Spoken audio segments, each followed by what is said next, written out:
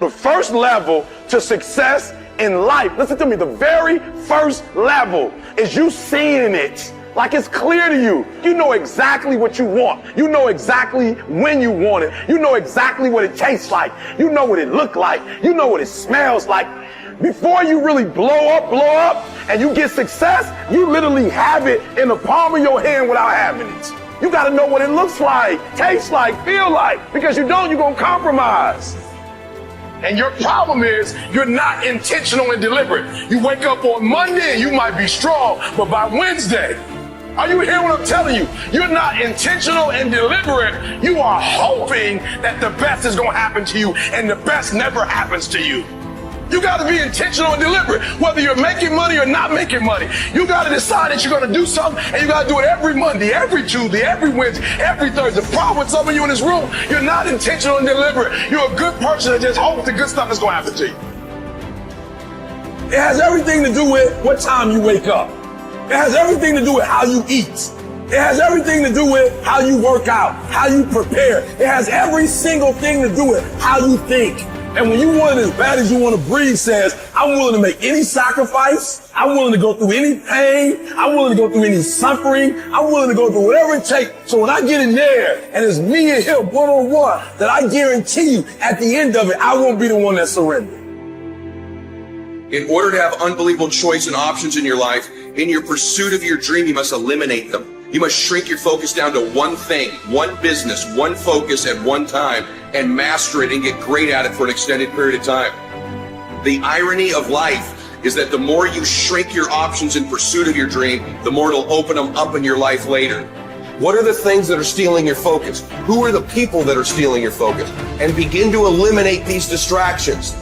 Get laser focused and obsessed on what you want. Be starving and hungry to get it. Be desperate to get it. The combination of desperation and hunger with laser focus over an extended period of time is the formula to be great at something.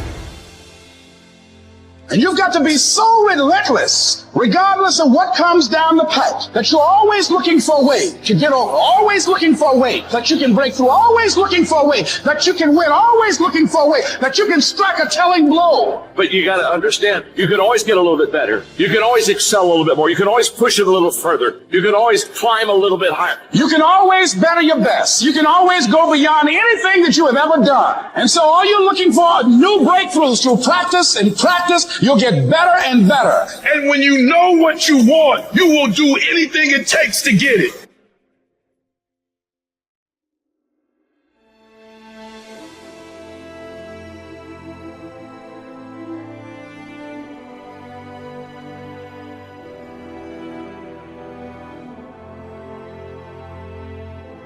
A person who thinks all the time has nothing to think about except thoughts.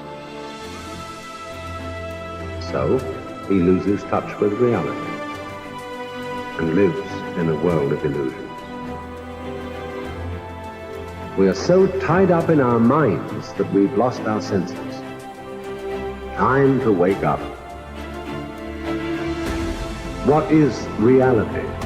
It isn't material, that's just an idea. Reality is this. Whoever it is that you want to be, no matter how many times you may have failed at attempting to become that person leading up to this point, you can still become that person. You're going to decide who that is. You're going to hold that ideal in your mind, and you're going to force yourself to act in accordance. You are going to tell people what you're up to. And if you really have some balls, you're going to tell people that want you to fail. Because that, believe it or not, that's who's going to come to your rescue in your darkest hours of wanting to give up. It's going to be remembering that out there is someone who's laughing at you, who wants you to fail, that's talking behind your back about how you're never going to achieve it, and then imagine how rad it will be when you actually do achieve it. And so I've been intrigued with, can you be committed to the process of what you do without being emotionally attached to the result of what you do? Because a lot of people can be committed to the process of what they do if the results don't change. But the moment the result or the outcome changes of what they're chasing, they shut it down or they quit simply because the result changed. So can we be committed to the process of what we do, but not emotionally to the result of what we do, understanding every day I get up and give everything I got to everything I'm a part of simply because this is who I am. Like the only thing I need every day of my life is 86,400 seconds. That's it. Like I don't need some reward. Like I don't need, the only thing I need is breath in my body, and I'm flat out going to get it. One of the things you have to understand about life is everything changes and everything ends. And that kind of sounds heavy on the front end, but it's a truth. If everything changes and everything ends, number one, it should make you appreciate what you have right now. And then my view is what's next is always better. If I make it so, it's my job to make it so. I think passion is the genesis of genius. If you've got enough passion, you're going to find answers nobody else does. But most people run out of fuel, meaning they get tired, they get exhausted, they get burnt out, they get, the law of familiarity. They're around something so much they take it a little bit for granted. What I see as the one common denominator of people that are successful over a lifetime is the sustained hunger. Hunger is the number one factor. That in order to move forward, you move forward by taking the next right step. You don't have to know all the steps to make, just what is the next right move.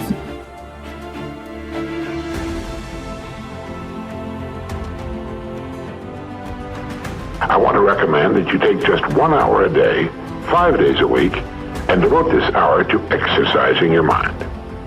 Pick 1 hour a day on which you can fairly regularly count.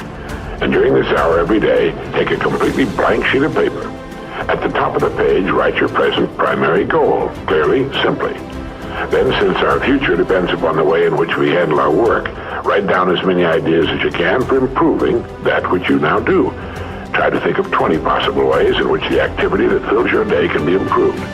You won't always get 20, but even one idea is good. Now remember 2 important points with regard to this. 1, this is not particularly easy, and 2, most of your ideas won't be any good. Now when I say it's not easy, I mean it's like starting any new habit. At first you'll find your mind a little reluctant to be hauled up and out of the old familiar rut.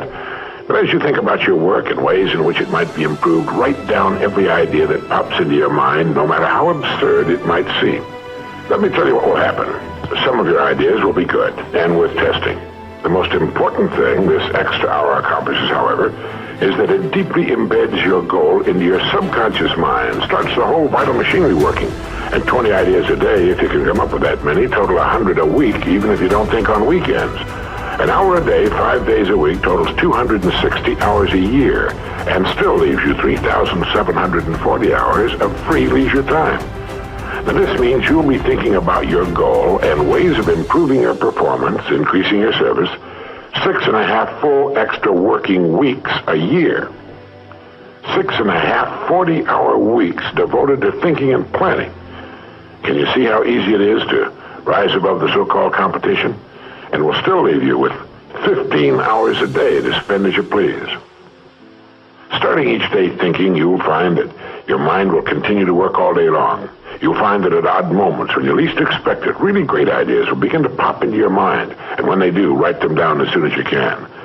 Just one great idea can completely revolutionize your work and, as a result, your life.